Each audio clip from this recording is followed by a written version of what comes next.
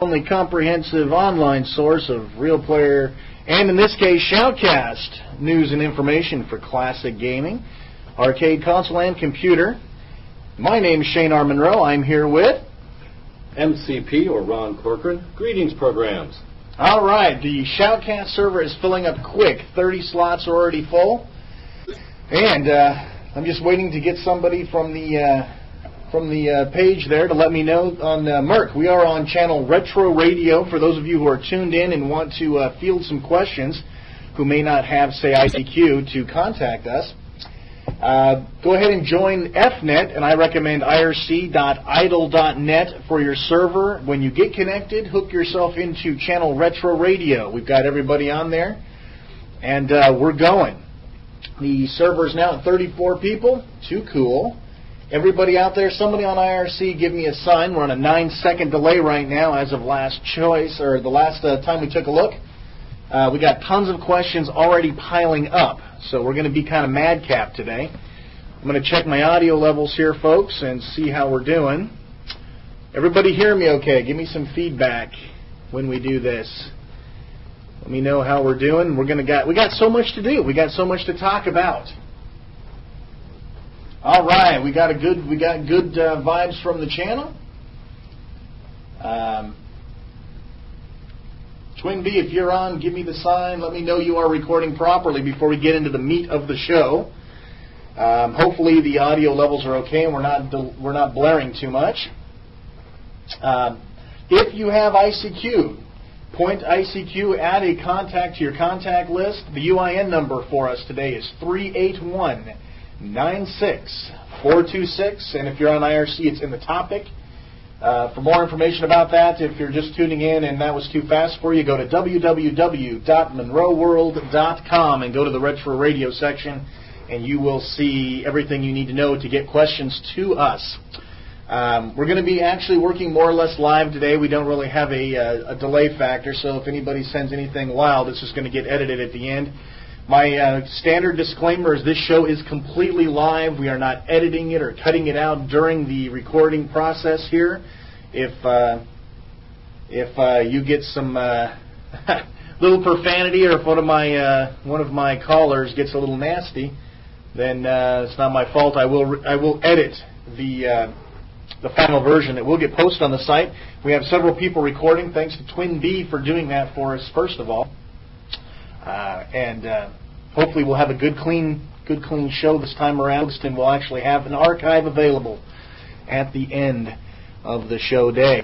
Right now we're planning on running the show about an hour and a half, depending on what we get to and what we don't get to. We're advertising at Shoutcast this time around, so you will see that on the Shoutcast list as well. JP Morgan's taping it. You rule, etc., etc. Okay. We are running late, so we're going to run maybe a little overtime. We'll see what happens. Okay. Let's start off with the standard editorial, as normal retro radio shows tend to do. Again, if you're just tuning in late, I've got Ron Corcoran here from Snipercade. He's also known as Sniper75 and MCP on IRC. So he's going to be here. He's going to give you your emulation update. We're going to field questions from both IRC and ICQ. We are also going to listen to the one or two that we've got the Backtalk. The Backtalk folks have sent in some stuff for us, so we're going to do that one too. And we're going to adjust the volume rate here as time goes on, so if we sound a little blaring to you or vice versa, well, just let us know and we'll try to clean it up. Okay, just to let you know, currently we have quite a bit of people on the channel. This is great. Everyone seems to be getting the feed okay, which is good. Jaffu says we're fuzzing a little bit, so I turned down the volume a little bit. Hopefully we're going to have a little more equilibrium on the two voices, because Ron was a little quiet on the last show. I tried to boost him. Of course, running live now, who knows? All right. For those of you on the channel who are wondering which one is me, I'm Coinster. Retro Radio is a bot that's holding the channel right now. You'd think that the only two people that have ops on this channel would be me and maybe a bot. Okay. Well, First of all, let's start off with what's happening in the scene from an editorial point of view. I've got some people I need to diss on, and I know that this is why you people listen to the show. First of all, our buddies over at Pacman.com. Now, those of you who follow Monroe World and you want to go over and hang out at RetroGaming, etc., you'll know that our buddies over at Pacman.com thought it'd be really nice to make a custom version of MAME that only plays Pac-Man ROMs, which is, I guess, okay, although against licensing to not give credit. And along with that, they packaged the ROM with it, and they are selling them for $25. Okay. All right, what did we go wrong here? Well, let's say that nothing that they're doing is legal. They're selling MAME, they're selling ROMs they don't own, they're packaging them together, they're distributing them together. I mean, I don't think there's a rule that these guys haven't broken yet when it comes to arcade game emulation, distribution, etc., etc. Gruesome. So this is the Arsehole of the Week award goes to these guys, and as far as I know, and maybe someone can put it up on IRC whether or not they're still doing it. If you haven't done it, go download. They've got a demo version at Pacman.com. You can download demo versions of Ms. Pac and Pac-Man to see if you want to buy them. These guys are killing me. And prove it to yourself. Hit the tab key, and you'll see the nice main menu. And if you look at the driver credits, you'll even see, I believe, Nicola's name is on there. Nicola, or however you actually pronounce it. Okay, we got a couple of people who are having some choppies. Sorry about that. We are at capacity. We are fully loaded. So we're not going to change streams because that's what ended up killing us last time was changing streams. We are encoding at 24 KB right now, kbps. So if you're running anything like 33.6, you should be getting the feed. If not, your hops are probably bad. Maybe disconnect and get back on if you think you can get back on. I think the show is full.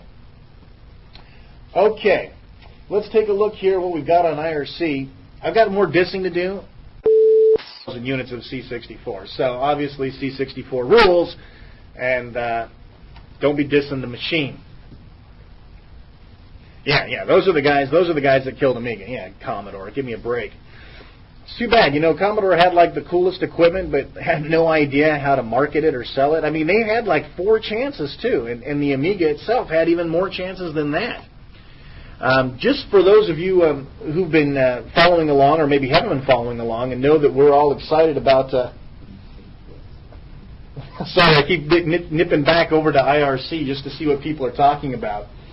Am I going to sing for you, says Boda? There's no way, dude. Well, you might get something later. It depends. I should have brought some booze or something, maybe. Get all looped, and maybe I would have... Yeah, they did know how to market the 64. New Reality says they did know how to market the 64. Now, that's an interesting point about the 64 is, you know what, C64 is a household name. I mean, even people who've never heard of Commodore know what a C64 is, or, the Commodore 64. Even though it was never popular in U.S. schools, it's amazing. They said at one time that 1 out of every 3 households had a C64. And personally, I think that's pretty damn cool. Now, what I want to know is, where did all the savvy go? Where did their marketing extraordinaire, why when you turned on the television at Christmas time, you couldn't shift 3 channels without seeing a C64 ad? And when they brought the Amiga out, it was like the best-known secret in the cosmos. Truly amazing. I'm going to grab some info here off of IRC. Let's see what people are talking about here. Oh, yeah. MSX rules. Yeah. Bite me, you Rusky named having Salvaloo. Did I pronounce that right? Do we have a Russian guy inside in the store here? Let's see what else we got. Deezing wants me to get pissed. Yeah, well, I'm going to get pissed. All right, you guys are going to love this.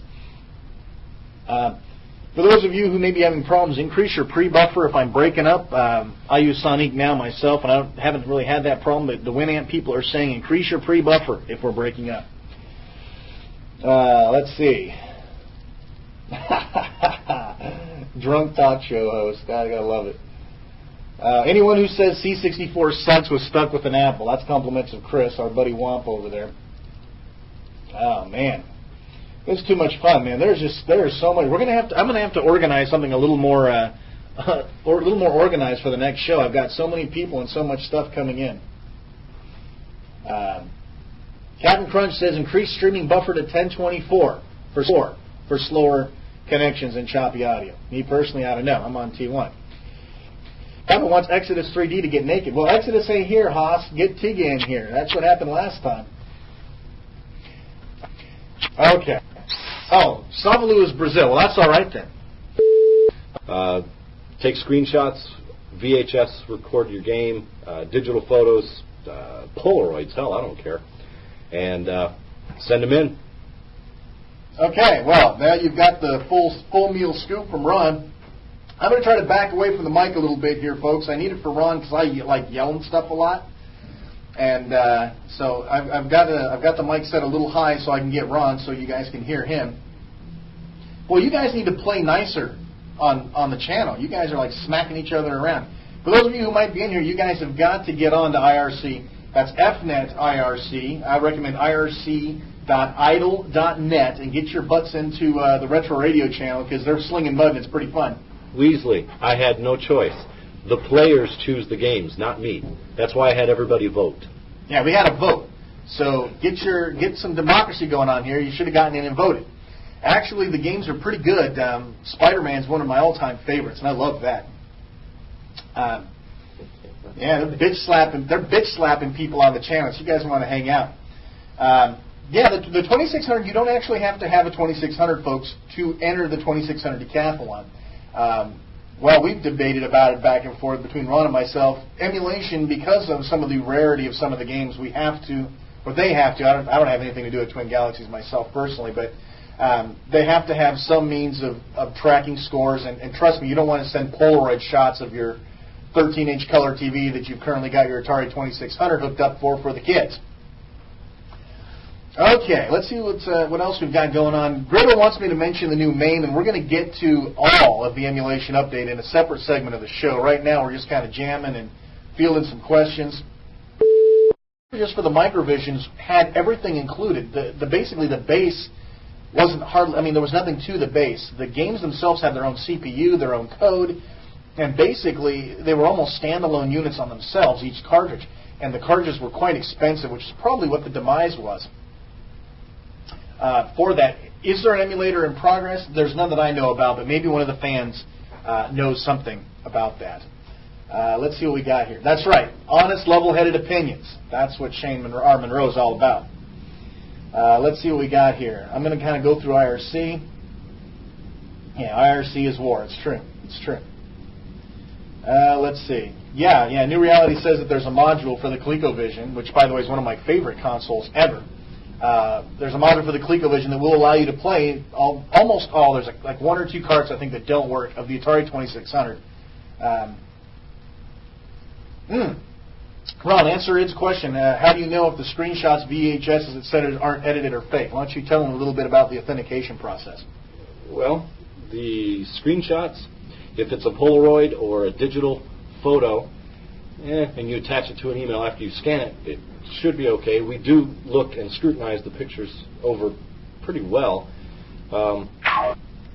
Unfortunately, we can't be 100% on that, particularly when it comes with screenshots from an emulator. Yeah, you could go into your favorite paint program, Photoshop, Paint Shop Pro, what have you, and fake it. However, given that we've been doing this for 50 hell, I'll fly out to your house and have you play it in front of me to prove your score. I've already done that twice. Good point there. Yeah, and the other thing, too, when you're not outside of like Atari and things like that, if you're actually using MAME and submitting high scores, you have to submit an IMP, yes, which actually they can detect whether the IMP's been messed with. And the IMP ain't going to lie. It's going to watch you play the entire game, and when you submit that, we're going to be able to play it back on this end, and they'll know. Whether or not you've been sucking back on a little bit of Grandpa's cough syrup. So, yeah. Oh, hey, who's trying to help me plug the Retro Radio CD? Why, that would be J.P. Morgan. You rule, man. Yes, there is a Retro Radio CD-ROM archive, and if you're listening to this, you probably already know about it. But I'm going to take a few moments and plug it. Retro Radio, the archive CD-ROM, is a home-burn CD. That's the first thing you know. I didn't have this thing mass duplicated because I don't get that many orders for it.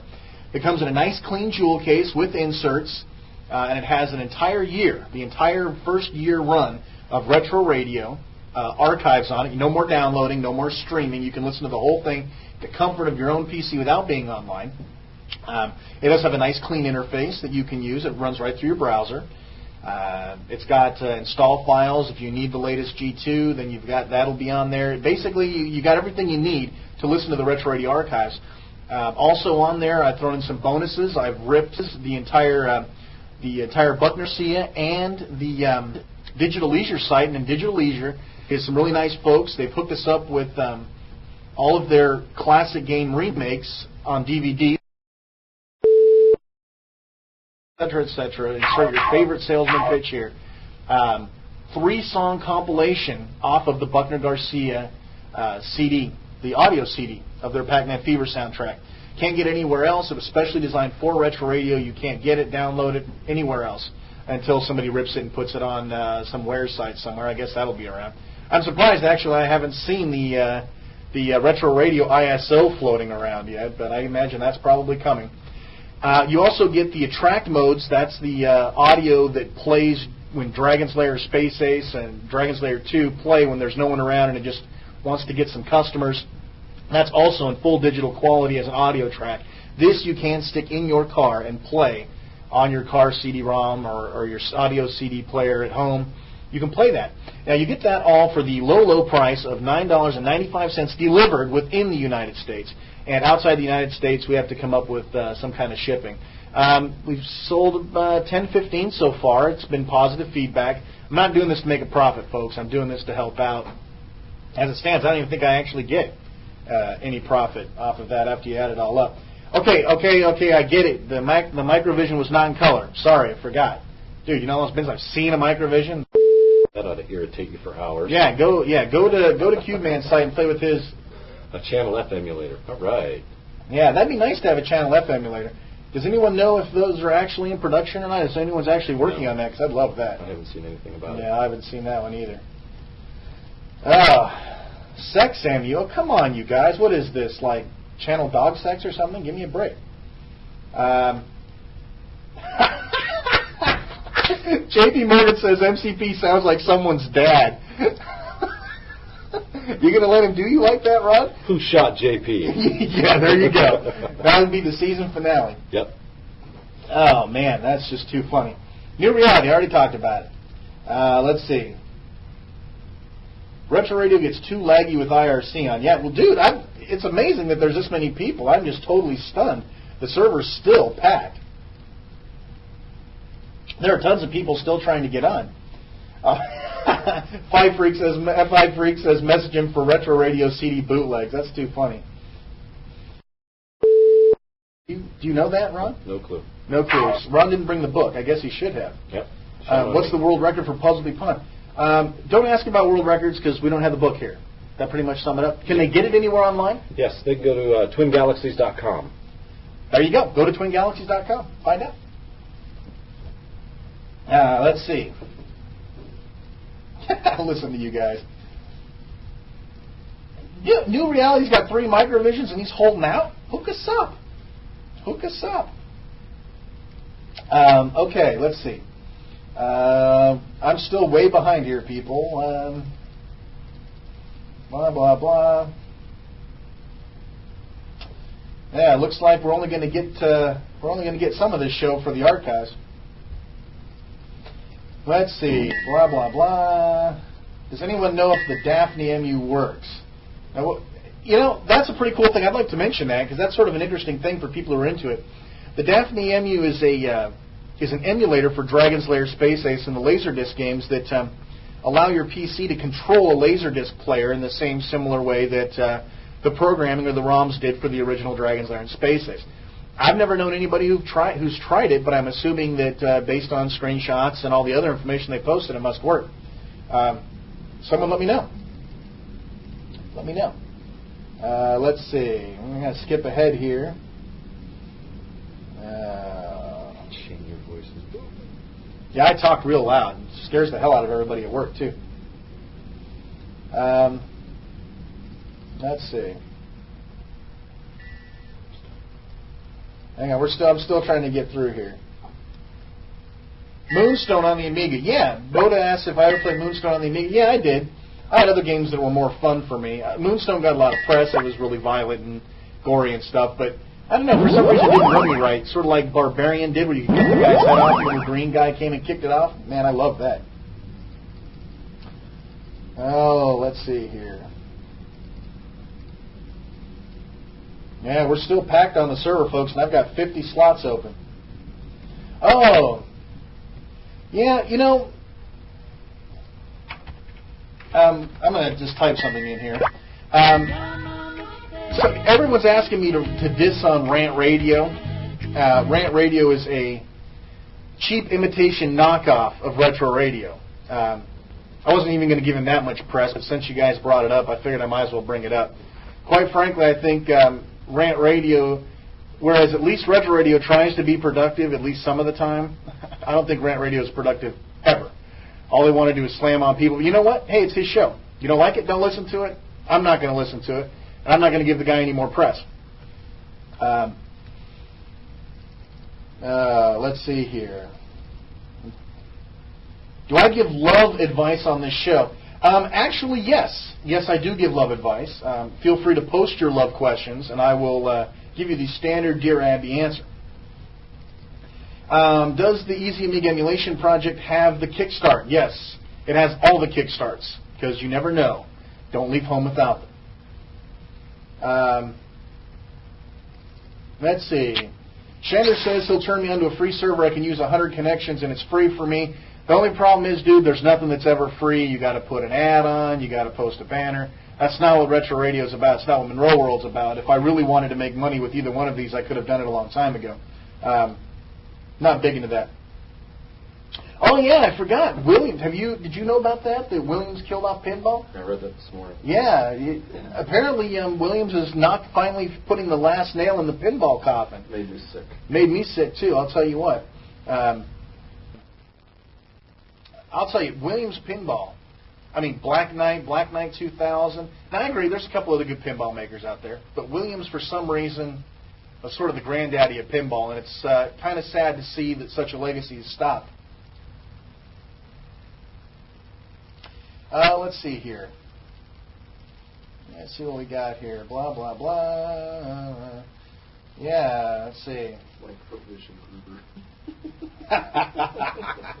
Oh, these are too funny, man. Drew Carey. Oh, man. Dude, I just got dissed. Big time. Oh, man. Well, he's from allegedly from Cleveland, so. Hey, at least he said you sounded like Lorenzo Lamas. I have to sound like Drew Carey. Ever seen that guy? I don't even know who Lorenzo Lamas is. No, Lorenzo Lamas. He's sort of like Fabio a little bit. He looked like he had very high opinion of himself, you know. We don't need no stinking emulation. We don't need no stinking emulation, yeah.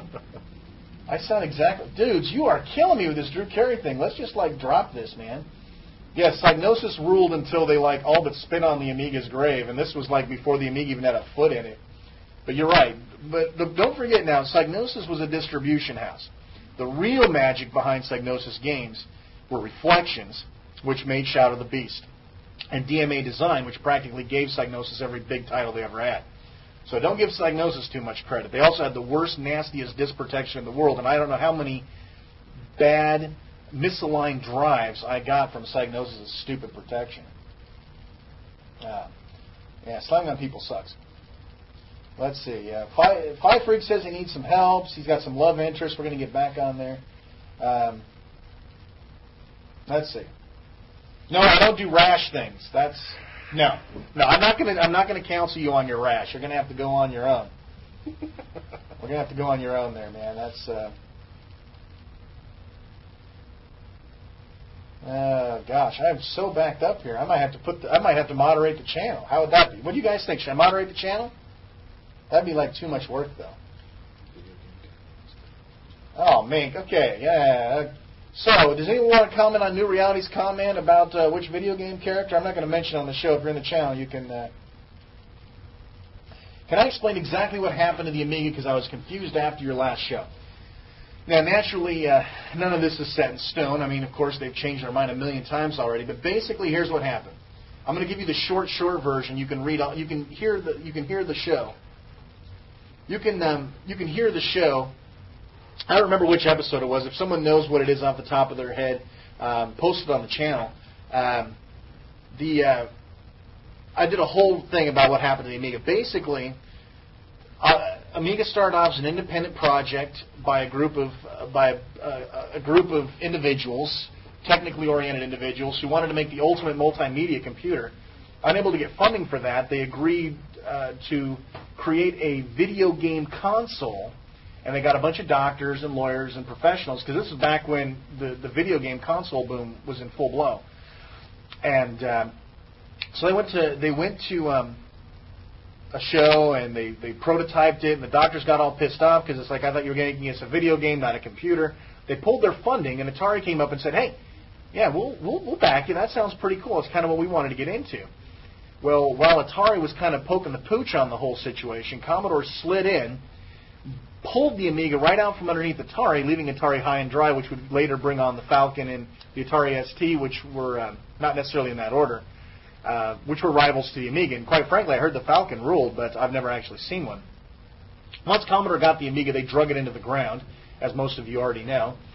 And the death process was quite slow and painful, as most Amiga fans know. Commodore claimed bankruptcy in April, I think, 1993. Correct me if I'm wrong. And once they filed bankruptcy, SCOM, a German company who were on their own financial problems, bought the rights to the Amiga. They ran it into the ground. And believe me, you got to hear the show, because I tear the guy up that runs SCOM, or he was like the chairman, CEO, something like that. He was one of the higher ups, and this guy couldn't market his way out of a paper bag. So it wasn't any surprise that the Amiga went down the tubes. Then Gateway quietly bought the entire lock, stock, and barrel of Amiga for like $5.7 million when SCOM filed bankruptcy not too long after Commodore did.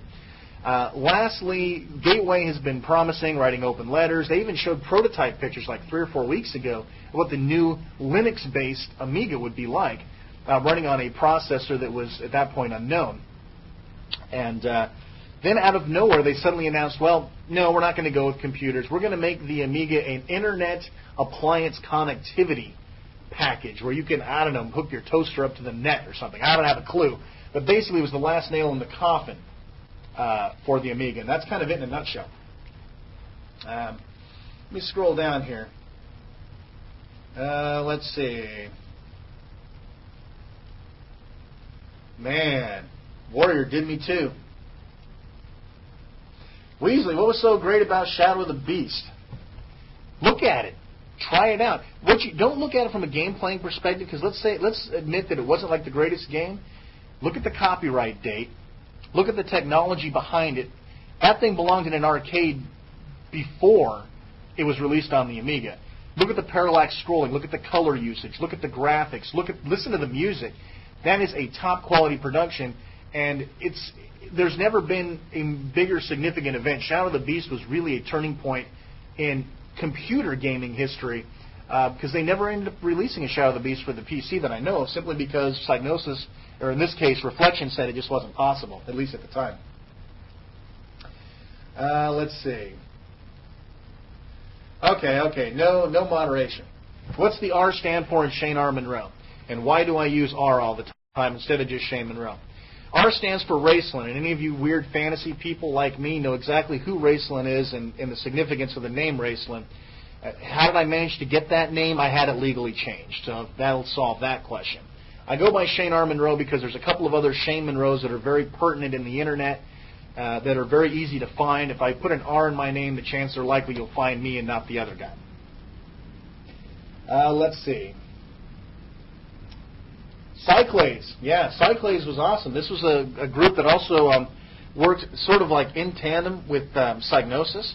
That was really cool. Cyclades did Anarchy, I believe. I think Cyclades did Anarchy. They did Obliterator. Anarchy was like one of the greatest Defenders clones ever made. Okay, let's see what else we got. TwinBee says he thinks that the show that I talked about the Amiga is $825.99. People are asking me to yell. Don't worry about it. I'm going to yell later because I've got some. Let's see. Ronaldo. Let's see. Yeah, Gateway buying the Amiga did seem wrong. Definitely did seem wrong. So were all the screenshots of the new Amiga BS? I'm afraid, I think they were mock-ups. I don't think there was ever a prototype that ever worked. If anybody knows any information about that, pass it along. Who has a post-Commodore Amiga? I haven't actually seen one, but I know a few people that do have them. Let's see here. Does Ron have a Tron tattoo? Oh, too funny. You know, he just stepped out because I think our buddy Ron is a nicotine addict. He couldn't handle the show without a smoke, so he went down. When he gets back, I'll field him that question.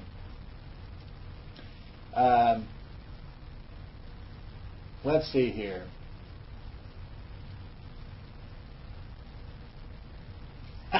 New Reality says if you're legally changing your name to include a role-playing character, you're probably a geek. Man, I've never ever claimed I wasn't a geek, and the reason being is my middle name. All right, let's clear this up. Let's put this right under let's put this right up front here. My name prior to, and this is just going to spawn a whole bunch of other questions. My name prior to changing my name was Shane Monroe Clark, and I don't think you'll ever see any mention of Shane Clark anywhere because when I was 18, I changed it. Being as though I found out that my real last name should have been Monroe, that my father's name was Monroe, I felt that it was my duty and my pilgrimage to go out and change my name to Monroe so that I could carry on the Monroe tradition because my father had no other sons. So when I changed my last name to Monroe legally, there was no way in hell I was going to leave my middle name Monroe too. That sounds like a Three's Company skit, Shane Monroe. So I figured my mom picked my first name, my dad picked my last name. Screw it, I'm going to pick something that sounds cool. And racing sounded cool at the time. I'm very big into Dragonlance, people. It was something I was into before I was really into classic gaming. I've actually wrote a Dragonlance novella that may or may not end up being published by TSR. Let's see what else we got. Man, getting backed up here. Yes, Babylon 5 was exclusively done with the video toaster running on Amigas. They had a render farm, and I'm not sure what they're using now. There were a lot of things. Actually, the first two Warlock movies, I don't know if anyone watches trashy B horror stuff like me, but the first two Warlocks were also done almost exclusively with Amiga computers.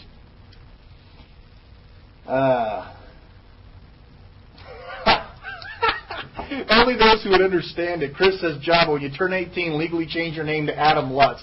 That's one of the funniest things I think I've heard ever. Of course, I'm not going to explain now, and if you know about it, then you're good to go. Anyway, okay, let me see what we got on ICQ here. I know I've got some things pending here. Let's take a. Oh yeah, I see how it is. Yeah, request was sent while you're away. Okay, those of you who are listening, I will take an ICQ call now. Send in your ICQ calls, and for God's sakes, don't cancel it. I've got a queue going here. Leave yourself in request mode, and I will get to you. I promise. Let's see, an ICQ question. Are you going to the second annual Twin Galaxies International High Score Contest in June? That's the one at Weir's Beach, New Hampshire. That's the one at Weir's Beach. I think Ron's going to be there, but I can't afford to fly over there, so I probably won't make it. He'll be there. Yeah, right. FunSpot has been recorded as the second largest arcade in the world. They have a Zookeeper. Right on. Zookeeper rules.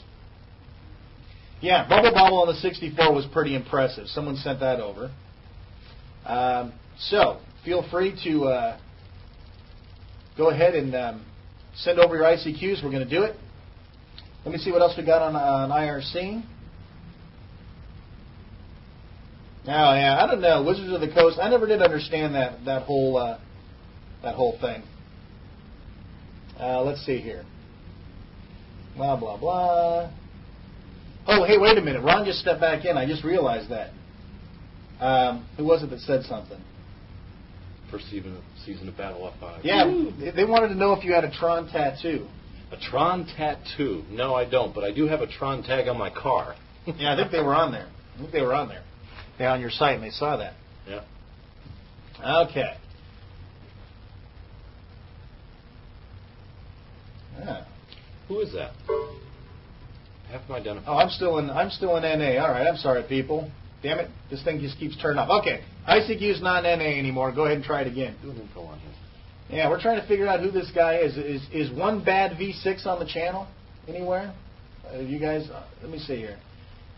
Kind of curious who you are, Haas. Scott Dolan. I don't know him. Yeah, that's cool. I know Gary and Ken Sweet and all those guys. Yeah, do I think Ultra HLE is coming back? Yuri tattoo on my ass. I'll never tell. Yeah, don't ask, don't tell. That's the way it is with modern emulation. TwinBee, I tried to get a Sniper 75 tag, and the state of Arizona declined it because of the Columbine incident and then that shooting in Texas. They said that I may offend public sensitivity too much. Oh, now this is a crack-up. We went to GameWorks, like a week after you got that denial? Yep. And they've got this, what was it called, Sniper Shootout or something like that? Something like that. It's this sniper game. It's actually pretty cool, but I'm thinking, oh, yeah, deny the man who served his country as a sniper, who, this is this guy's past profession. He's dedicated, and they deny him because of the Columbine thing, but yet you can go to your arcade and, kill people on the top of buildings. God, I love America. Jabba once took over my daughter. Dude, she's only 13. Yeah, but that's all he is. Oh, okay. He's is he 12 or 13? I don't know. How old are you, Jabba? Put it up on the channel. Let's see, I'm trying to go back here. Oh, for those of you who are interested in Amiga emulation, I see a couple of URLs passing by. Go check out AmigaEmulation.com. It's a sister page of Monroe World. And it's been quite abused lately, but I did get another site up to help me out and start doing some updates on the site. It is a great novice guide to get you to lead you by the hand. If you're interested in getting Deluxe Galaga to work, and Ron and I are going to talk about Deluxe Galaga again in a minute, because yeah, baby, we just can't get enough of that. You can also go to deluxegalaga.monroeworld.com, and they will also have a nice lead you by the hand way of setting up Deluxe Galaga that you could probably apply to other games as well. Packcode. What's that? Packcode. Plug it. Talk to him. Tell him. Well, for those of you who are still into the Amiga scene, Shane and I have decided to start our own users group for the Commodore Amiga. We're actually calling it the Phoenix Area Commodore Users Group. I've registered the domain pacug, pacug.com. Don't have anywhere to host it yet, but we're working on it, and we're going to design the site and put some files up and make it a neat place for you to go if you want. Well, that's a good plug. Wasn't that was fun? That was good. That was good, daughter. I know you're way too old for a 13-year-old, Haas. Do the Beetlejuice thing. Come for your daughter, Chuck. Yeah. We don't. Never mind. We're not going to go there. Let's see here. Yeah, Job's a young. Hey, Tiga showed up. Be nice. Behave. Job is a genetically altered 3-year-old who types with his mind. Boy, you guys are mean, man. Does his daughter have big eyes, blue hair, and a miniskirt? Not to my knowledge. Yeah, that must be like what she does when she leaves the house. I guess. Goes to school. I don't know. Oh yeah. Well, we're not going to comment on the sports talk. This is a good plug. Go to AmigaForever.com if you're looking to actually buy legitimate copies of Workbench. While you may be able to surf around the net a little bit and actually find pirated copies, they actually own the stuff, and they're pretty reasonable. They're not asking for a lot, and you can download it and use it the same day that you buy it. So that's kind of a cool thing. Yes, you can't have a Sniper 75 tag, but you can go to an arcade and kill people with guns. Damn Skippy! Woo! Let's see. Silent Scope. There you go. That's the name of the game. Give me a good Atari ST site. I don't know if there is a good Atari. There was one that I saw, and Griddle says he can handle a 13-year-old. She'd probably kick your ass, dude. I would. Volcano voice. What's a volcano voice? I don't know either. Why didn't I ever do a Buckner Garcia retro radio? Good question. JP, are we paying you to be on here to plug everything just right for us? That's too cool. Buckner Garcia got really busy.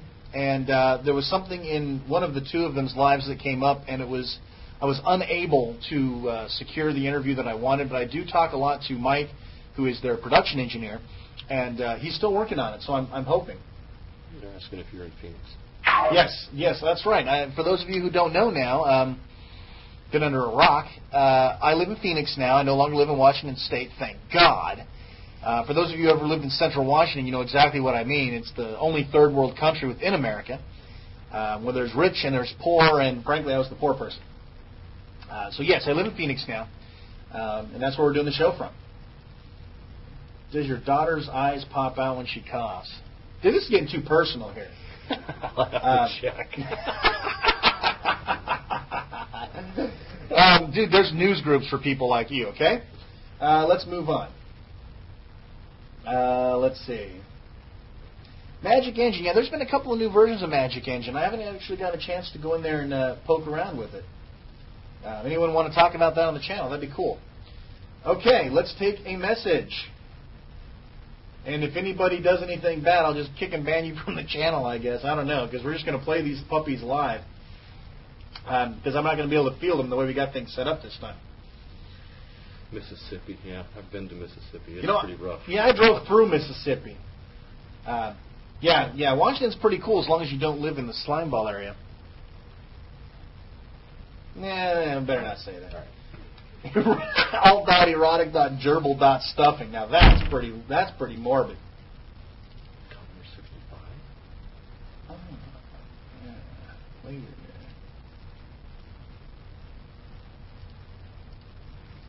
Okay, I'm going to bite. What exactly is a Commodore 65? I know there was a Commodore 64 console game coming out. Is that the one we're talking about here on the channel?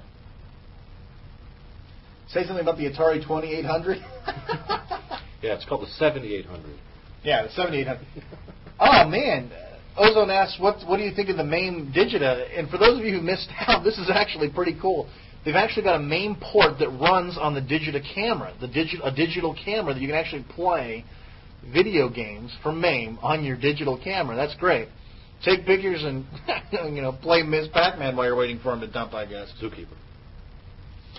Yeah, Zookeeper would rule. Okay. Shane, what's your take on the recent sellout of Dave's Classics to the GameFan Network? Okay, I'm going to play that again because I don't think you guys heard that one. I'm going to play it nice and loud this time. Hey Shane, what's your take on the recent sellout of Dave's Classics to the GameFan Network? What? Oh, man. Boy, did you touch off the wrong topic. You know, I promised Dave that I'd leave his site out of the show today, and since one of my visitors brought it up, I'm going to have to go there. And actually, I'm going to wait till the end of the show to talk about it, because right now I'm in kind of hype-up mode, and I'm afraid that I might get a little medieval if we start talking about it. Just to give you a quick synopsis on my view, I thought when Dave...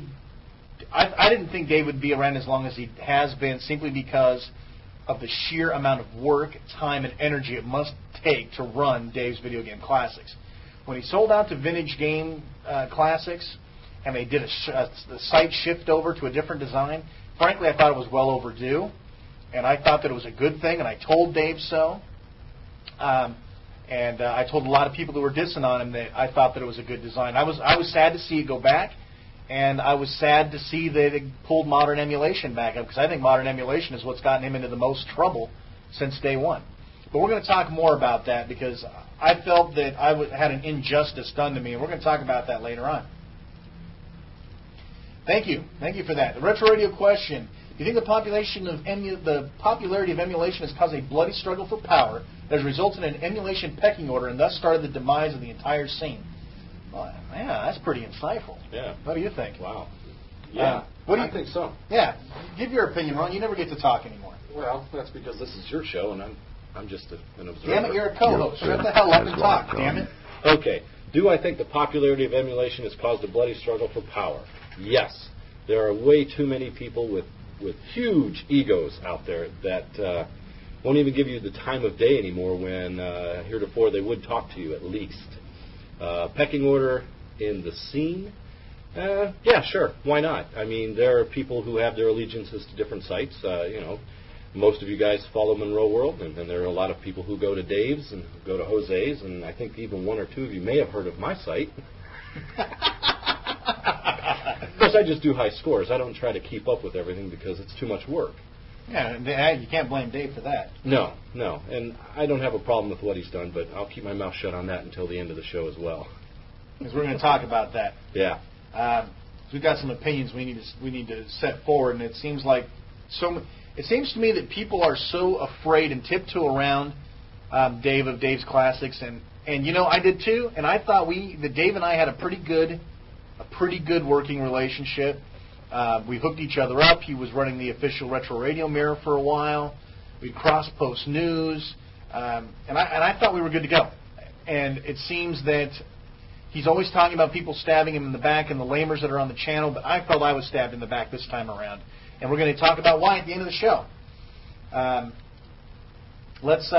those of you who said that the site design is just about the same as it was, you missed like the 1 or 2 days that he had a new white page with, I mean, it looked more like a professional, not game-oriented website. For those of you who missed it, it was a total 180-degree shift off of what the site is.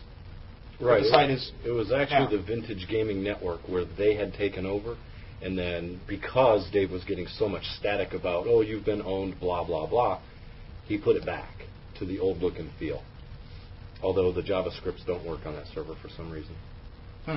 I didn't see that. No, if you go to his main page or his RetroCade page, you get a JavaScript error. Weasley asks, what's up with the PC Scorch Tanks and the Deluxe Galaga port to PC? I talked to Michael Welch recently, and Michael's kind of upset. He comes from old school days. Programming the Amiga was sort of the big thing. And he's used to having performance with a 7 megahertz processor. Now he's upset because he can't get 60 frames out of a Celeron 300 when he's basically porting the code over line for line. And I told Mike, I said, you can honestly turn and look at a PC person and say, if your computer's a year old, you are not going to play the latest game that comes out, even if it's Scorch Tanks or a retro game that has that sort of features.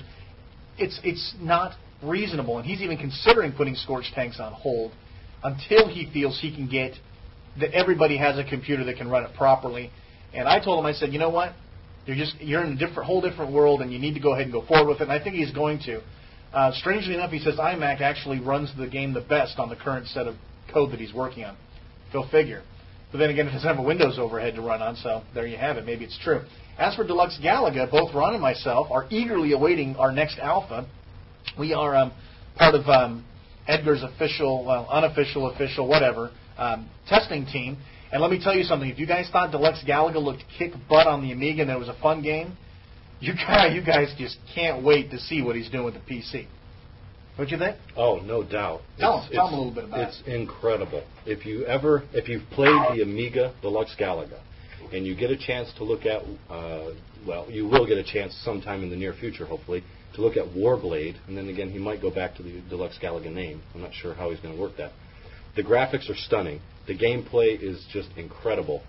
I'm running it on 2 different boxes at the house. I've got it on a P2450 and a P2233, and it's just wow.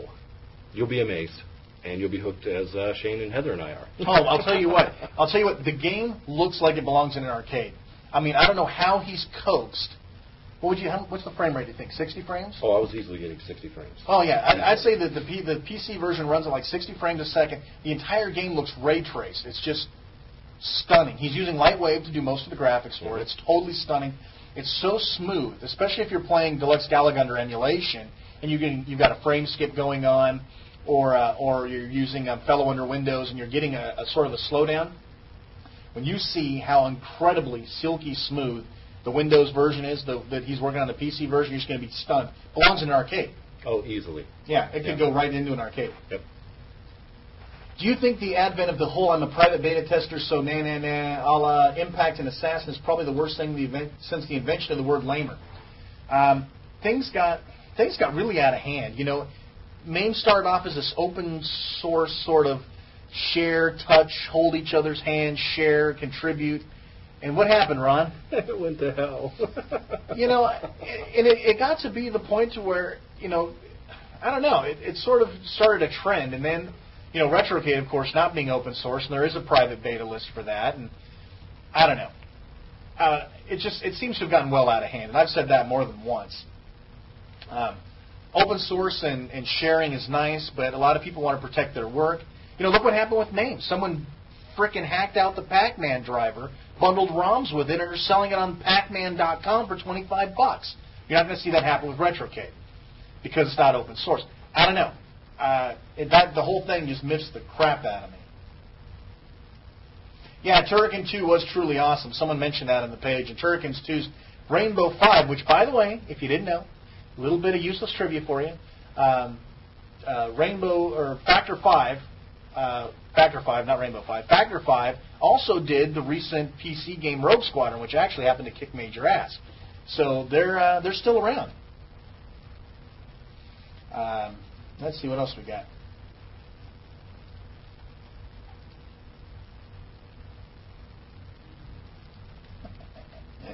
Let's see what we got here. Okay, send those ICQs in, folks. The Shoutcast server is still full, so we still got lots of people listening. Let's see. I got an email. Trademarks, yeah. There you go. Trademarks is a 3D tank racing shoot-'em-up game from a guy named Seamus. He used to be a Dark Unicorn Productions coder. And if you want to see more of his work and learn about his bio and stuff, you can go to dup.monroeworld.com. That's the official Dark Unicorn Productions page. DUP was a premier shareware programming company on the Amiga that brought the first full-motion video game to the Amiga, as well as games like Scorched Tanks and what's the other one? Longbow Apache and a couple other games.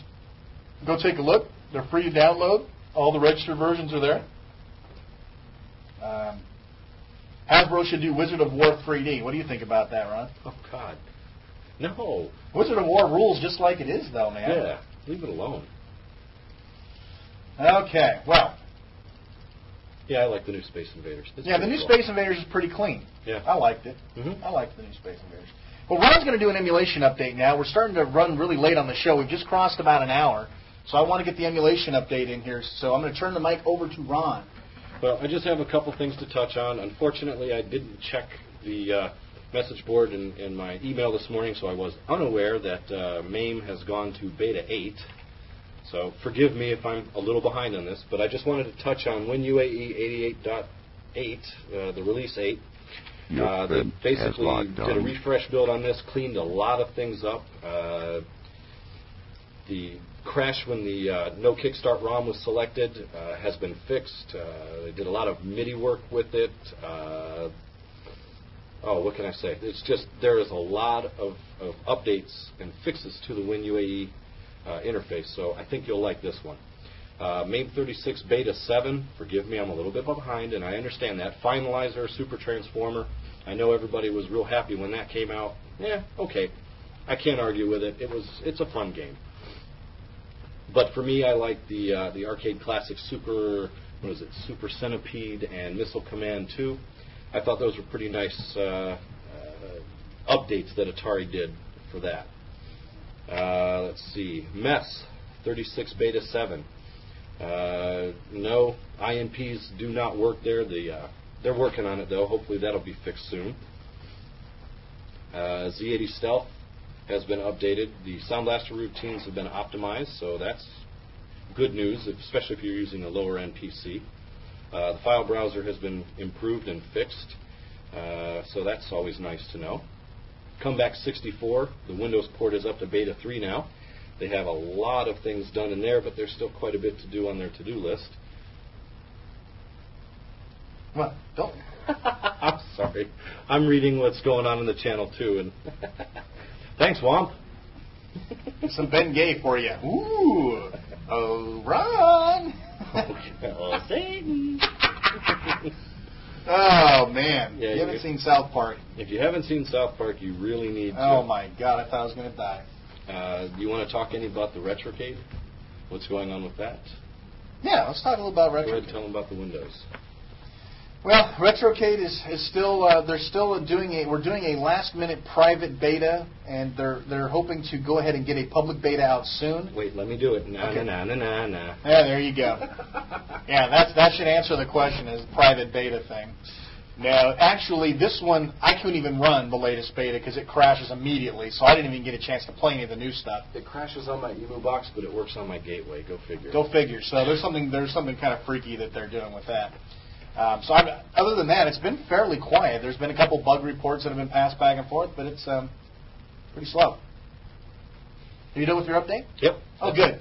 Let's go back here. There just wasn't much to go over. Have I ever played APB? Yeah, I played it a couple times. It's kind of cool. I played it on the Amiga more than I played like an arcade version. Pac DX, that's pretty damn cool. I like the concept. Pac-Man using the original ROMs and the original stuff with new graphics, I think that's pretty cool. Custer's Revenge 3D, oh my god. It better come with 3D glasses and a towel. No doubt. Let's see. Viagra, yeah. That game will tax you. What they need to do is work Custer's Revenge into one of those virtual reality booths that they have those fighting games in now. That'd be too funny. Oh, you'd never get us out of there. What do I think about the CDRs available for Turbo Dual and Neo Geo? I guess I really don't have an opinion. Do I remember Stealth on the 64? Oh, damn Skippy. Stealth ruled. Hacker for 64 and 3D. That'd be pretty cool. Yeah, Hacker was a pretty cool game for the 64. I played the crap out of that. The password, by the way, is Australia, for those of you who never figured it out. It took me like a year to find that out. Let's see. Metamucil. Yeah. Viagra. Is there only a 2600 version of Yar's Revenge, or was it an original arcade game, Ron? 2600 only. There you go. Why do they aim the MES betas the same as the MAME ones? Because the MES is built on the current rendition of MAME. That's the whole concept. They're using the MAME code base to do all their emulation out of it. So that's why that's doing that. Yar's Revenge would make an awesome arcade game. That's true. What are my PC specs? Dudes, I'm so far behind. You barely can see my ass now. I have a Celeron 300. I got 128 megs of RAM. I'm running Windows 98 SE simply because I'm too lazy to install like Panasonic or Epson printer drivers. And I figure the difference between running 95 and 98 to me, as you know, I'm a pretty diehard 95 fan over 98 because 98 is so bulky. But running a 16-bit printer driver and all the other crap that I'd have to do for running my devices, Windows 98 sounded like the best plan. Other than that, I'm running a G200 Matrox video card alongside a Voodoo 2 card. I don't know if there's anything else special that I need to tell you about that. RetroCade seems kind of dead. Yeah, they're all kind of busy. Yeah, Star Castle's cool. For those of you who might have missed it, there's a Win port of Star Castle. I mean, it's not really a port; it's a recreation, but it's really, really good, and it's free. You know, dude, as for RetroFX, you know what? I don't even think I know what RetroFX is, but I don't think I can pronounce your name. But how would you say that? Regan say? Got me. That works. That works. Hey, that works. Get on ICQ and send it. Oh, thanks, Warrior. I do appreciate the love. The love. There's so much love. Let's see. Crack cream. Whoa. Oh, no way. Let's see here. Retro Vapor. Most intense game on the C64 was Project Firestar. Do you remember Project Firestar? Mm-hmm. That eludes me. I'm going to have to do that one up. No. For me, the most intense game on C64 would be Raid Over Moscow. Yeah, Raid Over Moscow was really cool. That or Beachhead. Those two. Yeah.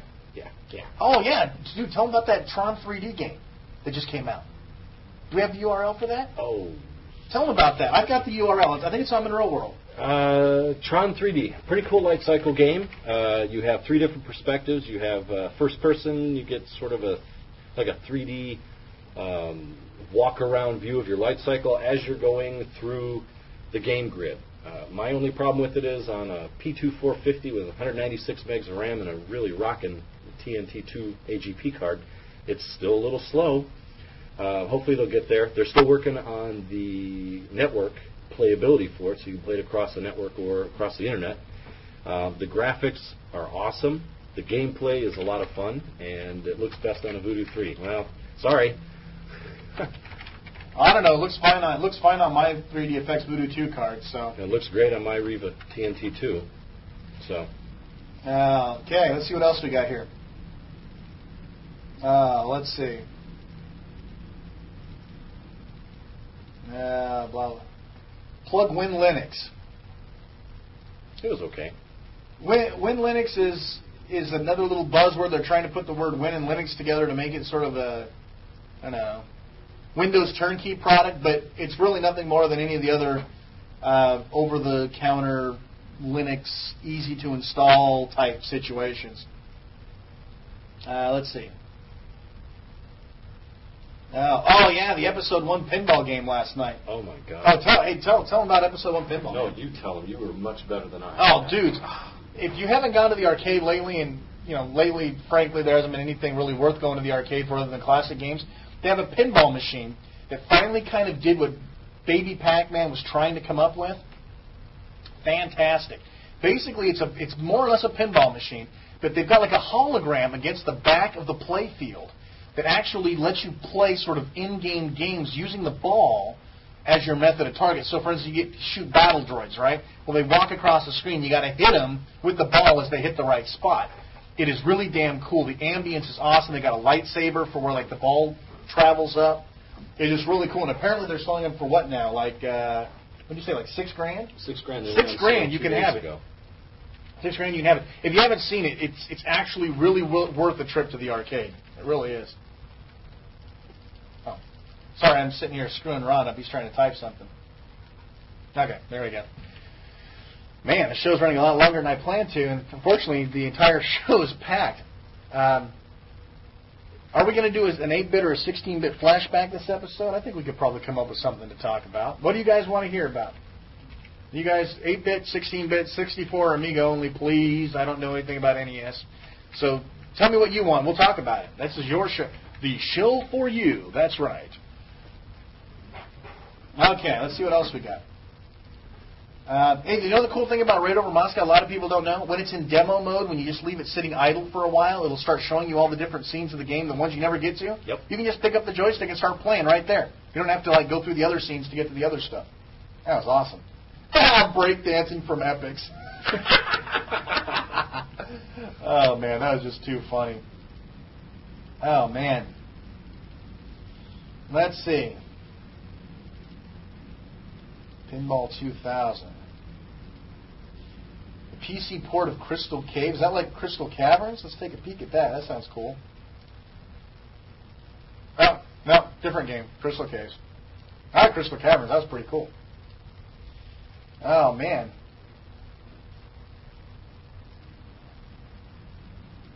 We're fanning through stuff, folks. Yeah, Paradroid. I never did get into Paradroid. Did you get into Paradroid? No. A lot of people got into it. I never really saw the draw. I was busy playing Dino Eggs and stuff. Now, that was a game. I was in Honduras.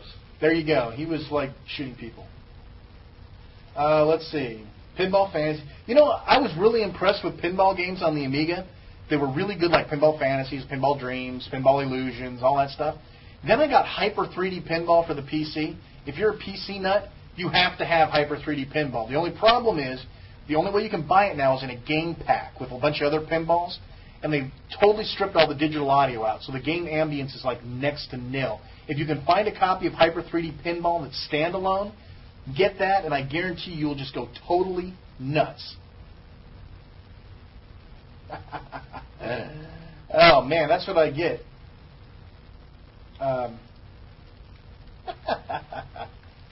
There. Had to do a little fix there. I was so frantic I never got around to setting the channel settings for the Retro Radio channel. So let's just see here. All right. Let's see what else we got here.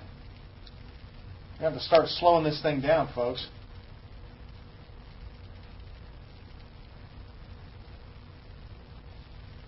Actually, I have the Pinball Dreams and Fantasies hard drive version. I also have them all on CD for the CD32. Talk about Elite. Anyone ever play Elite? Did you play Elite? Mm-hmm. Elite was a vector graphics, sort of a trading space sim game. Pretty cool. They had another game called Frontier that was sort of a follow-up to it. A lot of people couldn't get past the vector graphics because, vector graphics on a home computer, everyone kind of, other than classic stuff, they kind of, gross. But it was pretty in-depth. I mean, there was a lot of trading and equipment that you could do for your ship and all that other stuff. It rocked.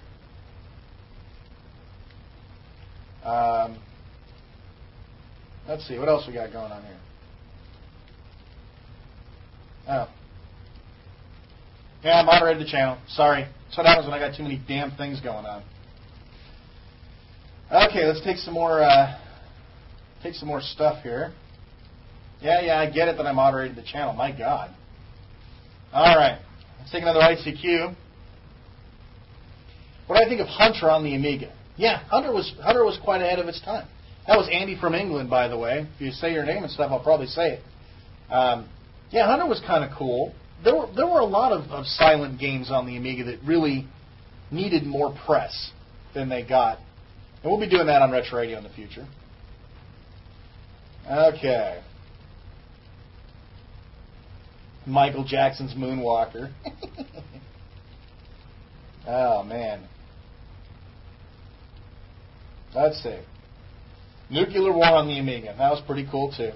You know, everyone talks about Epic Pinball, but you know what? I can't play pinball games that scroll anymore, not after Hyper 3D. Mm-hmm. Can't play it anymore. No, I got that whole Epic Pinball pack for Heather. She loves it, but it just irritates me. Yeah. Okay.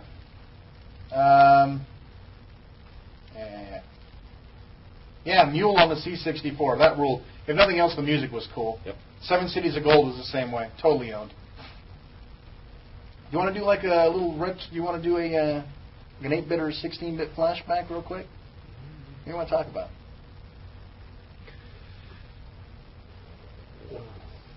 Ron's getting a headache. You can tell. Oh, I have headache. He's had a headache. Oh. Perpetual headache. Yeah, 48 discs for Dragon's Lair on the Amiga. Actually, it was 6 discs, and the worst part about Dragon's Lair on the Amiga is if you ejected the disc while it was at any time it was accessing it, it was 99.9% guaranteed to trash the disc, and they wanted $10 a shot for the replacement. Needless to say, I didn't buy too many copies of it after that. It also had really gruesome protection on it too, so you couldn't even make yourself a backup. That was gruesome. Gosh, what should we talk about for an old game? Did you ever play Sabotage on the Apple II? No. That was cool. No. I bet other people. Anyone on the channel played Sabotage for the Apple II? That rocked. David's Midnight Magic. Yeah, that was good. David's Midnight Magic ruled. That was compliments of Chris Womp on the channel. That was cool, yeah. David's Midnight Magic was definitely cool. Well, turn your damn sound down then if it hurt. My God, you're the only person that bitched about it. Let me see, what other regular parts of the show are we missing here that we usually do? We did the emulation update. We've been talking opinion all day. Mm-hmm.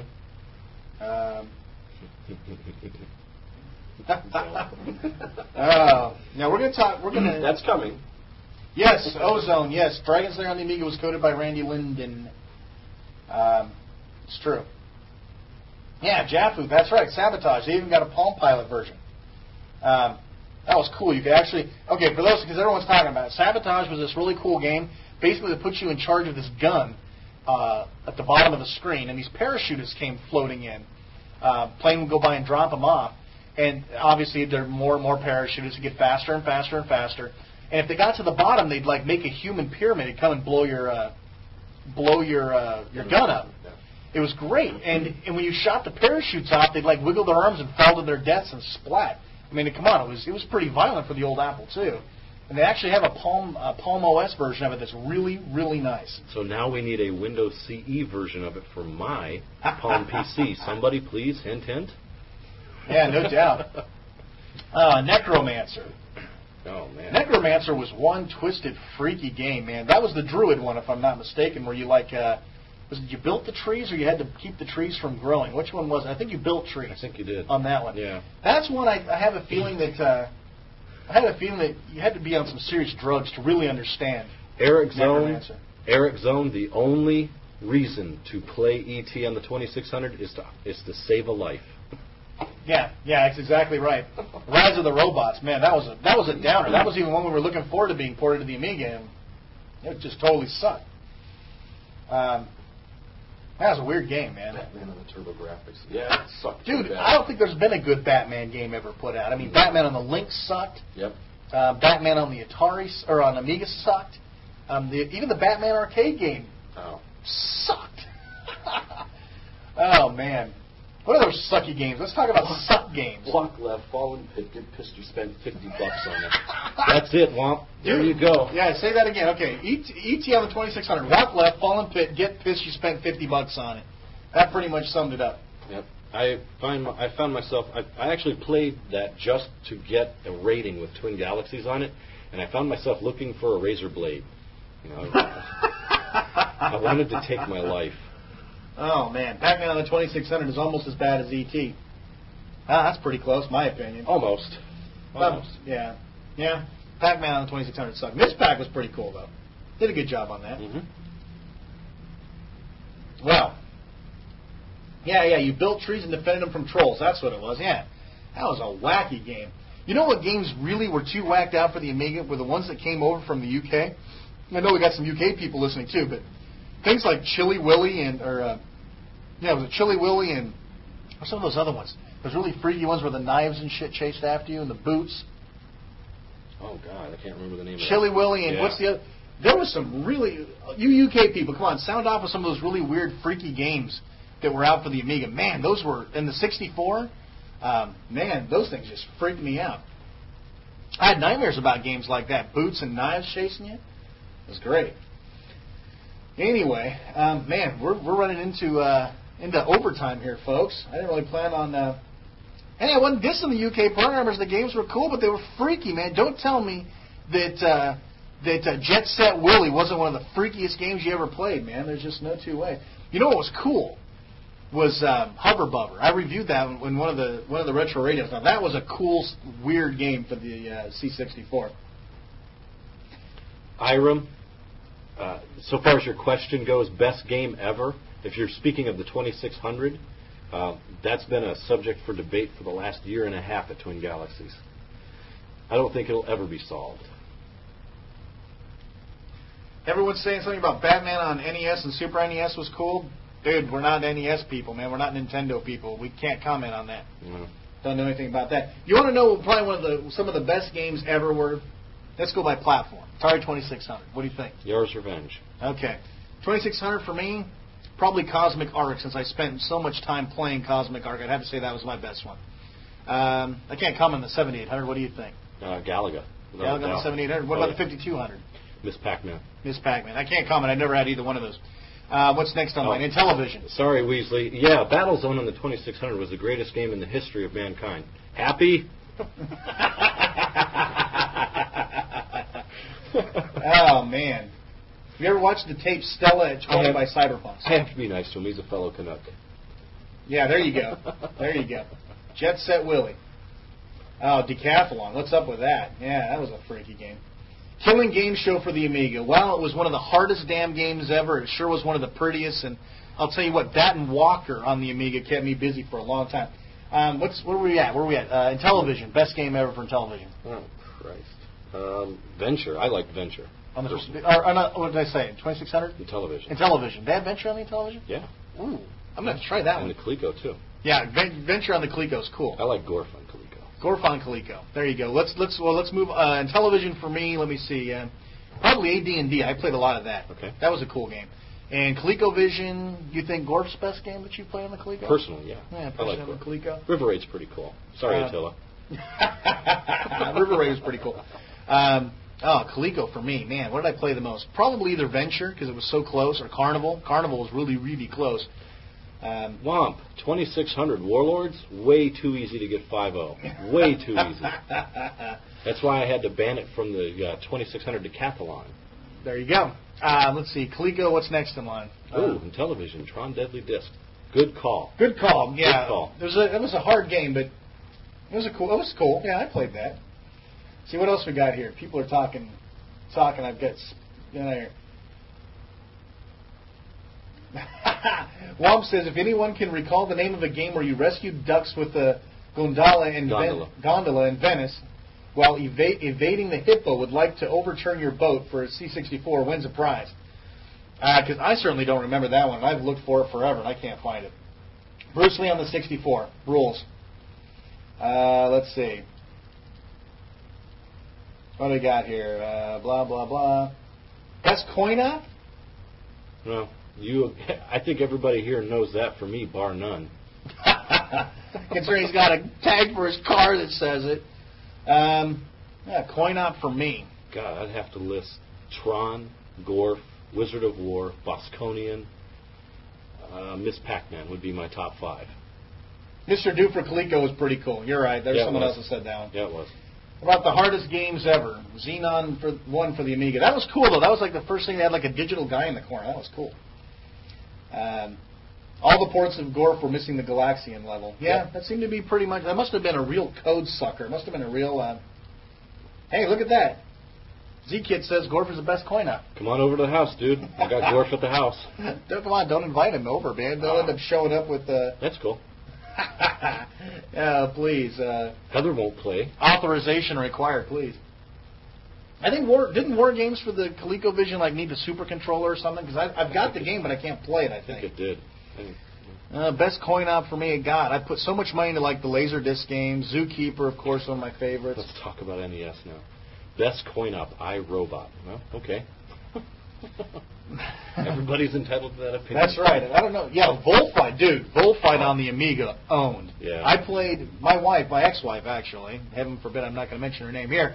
But we played Bullfight into the wee hours of the night. Big time. Big time. He's got his own Gorf. Well, that's cool. Hey, that rocks, man. Star Wars the arcade game. Yeah. Yep. That's a good runner. Yep. Gyrus. Yeah. Yeah, that's good. I also liked Omega Race. Yeah, I was never any good at it, but it was cool. I like the Omega Race Environmental. Yeah, I never got to see the Environmental, but... Yeah, we're down to 47 slots of 50 used, man. Everyone's dropping off. I guess they don't want to hear what we got to talk about at the very end here. Well, go ahead and get into it. Yeah, we need to go so we don't waste too much time. I wasn't dissing iRobot. I just said that I didn't care for it. Everybody has an opinion. That's good. Irem, if you want to play Bullfight, dude, get yourself an Amiga EMU and play it on the Amiga, man. It is just totally rad. I know the 64 version sucked, but the other one was good. Do you still play Simpsons on MAME? No, my kid played it all the way through to the end, and her hand was hurting, and I haven't gotten around to playing it again. Shannon says, wow, and you're divorced? I must have been under a rock. No, I'm still married. I'm just married to somebody different than the person I played Bullfight with. It's something different there. Well, I want to talk for a minute, because I've got a lot of private messages, and I've got a lot of ICQ messages, and I've been asked a lot to discuss the topic of vintage classic gaming. And, well, where do we want to start, Ron? Start at the beginning. Tell them what made all of this happen. Okay, well, for those of you who, let's talk about what started this whole war that's been going on for quite some time. There's been a war going on IRC, and there's been a war going on amongst the emulation people that have sites that provide to the scene. And sometimes it's been a cold war, sometimes it's been an open war, and other times it's been a downright mud in your eye fest. I mean, it started off when we used to have channel MAME on IRC, which we used to talk about MAME stuff. It got very political. And unfortunately, I don't understand why something like classic emulation or MAME or anything else should be political, but it did. It got that way. And MAME got taken over, and we all shuffled out to a different channel, MAME Games. MAME Games became political as well. It got taken over, so we shifted again into what we called classic EMU. And that a lot of people didn't make the transition. The people who thought that the people in the channels were lame and a bunch of kids and not elite enough for you and all this stuff, they kind of stayed out. And classic EMU survived in harmony for quite some time.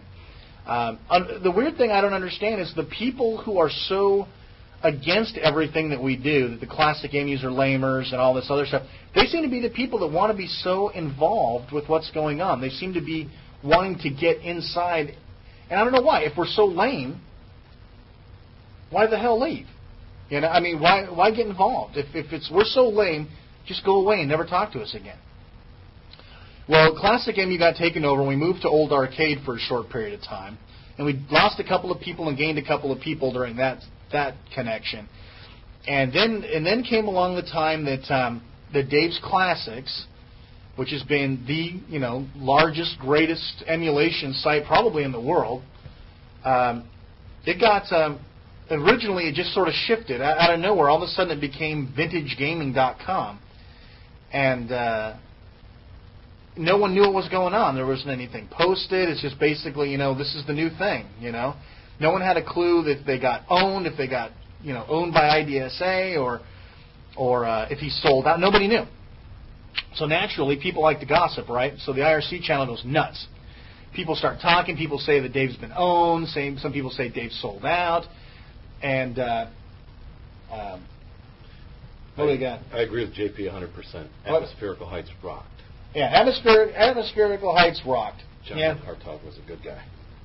That was. I think I still think he left because things got political. I think that's really the main reason that site went down. Those of you who wonders what owns means that's interesting. It's like trying to define a word with a word. You either know what owns means. Getting owned means you get taken over, you get superseded, you get dissed in an extreme manner. I don't know, how else would you describe owned? Works for me. But anyway, so a lot of people were talking about it. Now, there's a lot of people that sided with Dave. A lot of people sided with Dave, which I did it myself and said to everybody, look, the guy probably wanted to get out of having to update 5 times a day, gathering all this news. I mean, God, the guy needs a break. Get off of it. And I thought, actually, that the new Vintage Gaming site that they had looked a little more professional, and it might be, better organized or whatever. I mean, I was willing to give it a go. Right? Well, everybody started talking trash and posting that Dave's had been owned and all this other stuff. And, and so he went back to the original format. He tried to get out of the modern emulation, because in all honesty, I think modern emulation is what got him in trouble the several times in the past that he did. And go from there. He put the site back up, he went back, and now it's just pretty much the way it was. And that's all fine. I visit Dave's every single day, and I'll tell you that right up front, to see what's new in the news. Because a lot of times he gets stuff that nobody else gets. Retro Games, sure, they get some stuff, and MUViews get stuff, and there's all sorts of different ones. So we all kind of, jump around and catch what we can. Well, something came up, and I don't know. I've always been on medium terms with Dave, and if any of you know Dave personally, you'll know that that's sort of a hard status to get on. I've been his friend. I've given him stuff. I've promoted his site. I've given him permissions. I built him banners for free. I went through all of this, and he turned around and stabbed me in the back the other day. He actually ordered me not to say anything about his site on the show, and until a visitor brought it up, I wasn't going to talk about it. But now that we've got it all out in the open, I want to talk about it, because I think everybody has been tiptoeing around Dave for so long. I'm not going to do it anymore. Dave can diss me all he wants. Dave can own me. Dave can do anything he wants. I don't have to stay in classic emulation, folks. If the pressure gets too hot and he sends all of his goons after me, I'll turn around and leave. It's that simple. I don't need to be around. There's other people that take on the chalice and walk the path. But I'm going to get this out there. I'm not going to be one of those people that tiptoe around behind Dave's back. I'm not going to be one of these people that talk trash when he's not around. I'm not going to be one of these people that, that are afraid of him all the time. Not going to happen anymore. If he wants to own me, he wants to diss me, do it on my terms, we'll go. Otherwise, that's my opinion on the matter. I think, like Ron said, egos have been getting very high in the scene. I'm not talking about Dave, I'm talking about a lot of people. I'm trying to keep my ego out of it. I'm sure there's somebody out there who thinks I'm an egotistical son of a bitch, and that's fine. Rant Radio, I can't wait to see what they're going to do with this radio show next time around. And that's just my opinion, and I think a lot of people agree with me and they're too afraid to say anything. Well, now I'm publicly saying it, so if you feel the same way, and I know there's sure a lot of people that do, now you can voice your opinions, because I'm the first one and I'll take the initial line of fire. Well, I'm right there with you. I personally don't care for the attitude and the ego thing. Huh? Give him some more. Give him your opinion. Well, that's my opinion. I don't care for Dave personally, particularly given his character traits or lack of, whatever you decide you choose. Yeah, so what? Fi Freak, you're right, and I don't care. What's he going to do? Shut down my website? So what? There are too many other things in the world to do. Life is too short. It's too tenuous. I can't let myself get upset over something that trivial and stupid. That's pretty much it. Like I said, you know, I could pull the 10 up and leave classic emulation in a heartbeat. Wouldn't hurt my feelings at all. I've got 10 other things going on. In gaming and whatnot. I've got celebrity pages to work on. I got more than enough to do. I stay in the emulation community because so many people send such nice comments all the time. People like what we're doing. And, you know, I don't know. So it's up to the group. You know, a lot of people want me to stay around, and I've tried to change and do things, and I've tried to make Monroe World what people want. I know a lot of people don't like the new ones. I know a lot of the people don't like the new look and feel of the page. A lot of people did. I tried it out on a bunch of people, and they liked it. Who knows? I'm always constantly shifting around trying to come up with what I feel that people want. And I think people want to get this out in the open. I think people want to voice their opinion about vintage gaming. I think people want to voice their opinion about Dave and other people, but they're all tiptoeing around trying not to get owned and upset. But hey, that's I'll cast the first stone. I didn't cast the first stone, folks. I'm just picking up the rocks, man. I've got them thrown at me first. So anyway, I think that's pretty much the end of what I have to say. It's all for me. Anyway, folks. I don't know. Yeah, self-promotion. Well, see, you got to look at it this way, folks. I ran Dark Unicorn Productions. Swamp said doesn't have an ego. He just loves self-promotion. And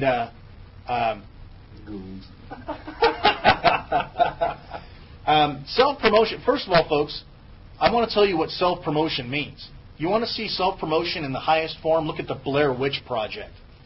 Frankly, I think the parts of the movie I saw totally sucked. I don't think it deserves half the press that it got. But you know what? Self-promotion. I mean, these guys shot the film with a camera they had to return to the store like a week later because they couldn't afford the damn thing. They did self-promotion. They did internet promotion. They did basically what I try to do. And look what happened. They did the right thing. You know, self-promotion, when I was running Dark Unicorn Productions on the Amiga, that's why people wanted to be in Dark Unicorn Productions, because you couldn't open Amiga World and not hear about Dark Unicorn Productions. You couldn't go on the net and not hear about Dark Unicorn Productions. We were around. We were everywhere. We were getting good reviews. And self-promotion, to me, is where it is. That sums it up. Anyway, so I think we're gonna wrap the show up. I think we're done. We've already been running like over an hour and a half. And well, I agree with JP that you give back to the community. Well, I try to give back to the community. I try to do what I can. So we'll see. I do the best I can. You know, that's fine. Okay, folks, well... all I can say is come get me, baby. Yeah. I'm here. So anyway, I expect to see my mailbox flooded with flames and threats, and I expect to get nasty grams every time I log into IRC now, but at least I got to make my point.